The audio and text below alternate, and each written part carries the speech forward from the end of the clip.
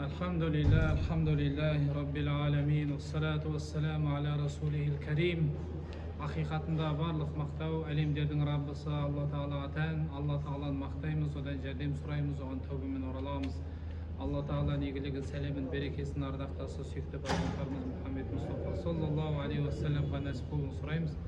Құрметті мұхтарам жамаат, құрметті достар, қасиетті Тәубе сүресінің керемет бір аятын сіздерге құптан намазының алдындағы тәлім тәрбиеге байланысты кішкене ұсынып, соны талқылап, зерттеп, иншалла насихат болсын бәрімізге, ақыретімізге, осы өмірімізге, отбасы бала шағамызға да бір берекелі бір амал болсын, ізгі амал болсын. Қасиетті сол Тәубе сүресінің бір керемет аятына былай дейді Алла Тағала: бисмиллахир-рахманир-рахим. Уәл-муъминуна уәл-муъминату ба'духум аулияу ба'д дейді. Мұъмин ерлер мен мұъмин әйелдер бір-бірлеріне дос дейді. Әл-муъминуна уәл-муъминату ба'духум аулияу ба'д. Мұъмин ерлер мен мұъмин әйелдер не дейді? Олар бір-бірлеріне дос дейді. Енді дос болғанда Алла ризалығы үшін дос та, ақирет үшін дос, иман деген үлкен тақырыптарда бір мақсатта жүректер біріккен. Я'муруна бил-ма'руф. Олар отбасында бір-бірін жақсылыққа шақырады дейді. Әйелі күйеуін жақсылыққа шақырады, күйеуі әйел жақсылыққа шақырады. Олар я'муруна бил-ма'руфи ва янхауна анил мункар дейді. Және бір-бірлерін мүнкар, шариғат қайтарған нәрселерден қайтарады дейді. Күйеуі әйелін қайтарады, әйел күйеуін қайтарады. Мысалға, ғайбат басталайын деп жатқан кезінде қарапайым нәрсе емес, үлкен күнә ғой, бірақ ғайбаттың темасы көтерілген кезінде маяқта күйеу тұрады да ғайбат айтпайық дейді. Немесе әйел бастаған кезінде, жаңағы әйелі күйеу бастаған кезінде әйел айтады ғайбат айтпайық дейді. Осындай нәрселерден басталады.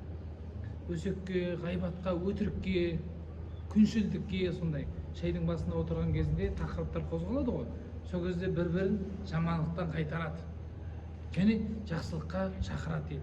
Пайғамбарымыздың бір керемет хадисінде мынандай отбасы қандай жақсы деген мағынада бір керемет хадис келтірген. Мына ер кісіден неге айналмайсың дейді. Түнде өзі тахажжуд намазына тұрады дейді. Тахажжуд намазына.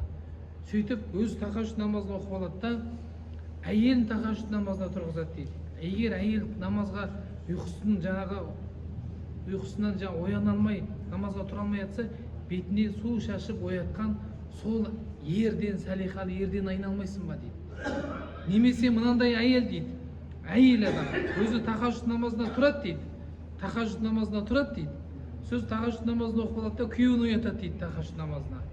Күйеу ұйқыдан тұра алмай жатса, ұйқысын аша алмай жатқан бетіне су шашып береді да тахажжуд намазын оқып алады дейді. Осындай әйелден айналмайсың ба дейді. Яғни ізгі әйел. Екеуі бір-бірін жақсылыққа шақырады, жамандықтан қайтарады деген мағынада.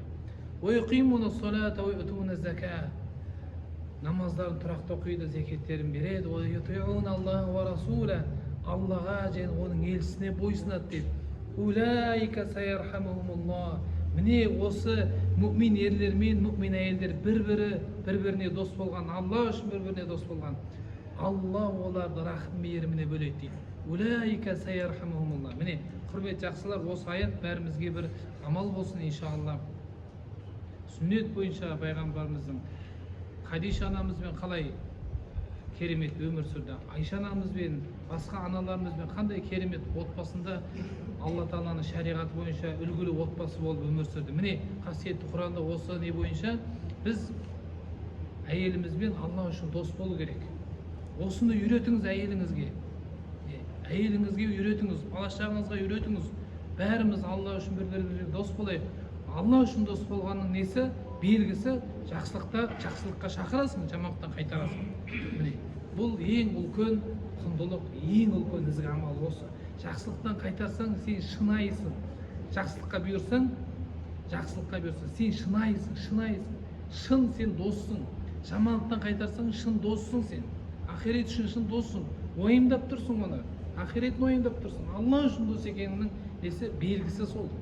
Егер олай болмаса, мүмкін бір дүние үшін, бір ақша үшін, басқа бір әшейін пайдаланып алу үшін, заттар үшін болып жүрген бір достық болуы мүмкін.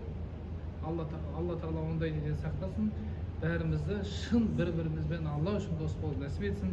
Ve ahir davana elhamdülillahi rabbil alamin.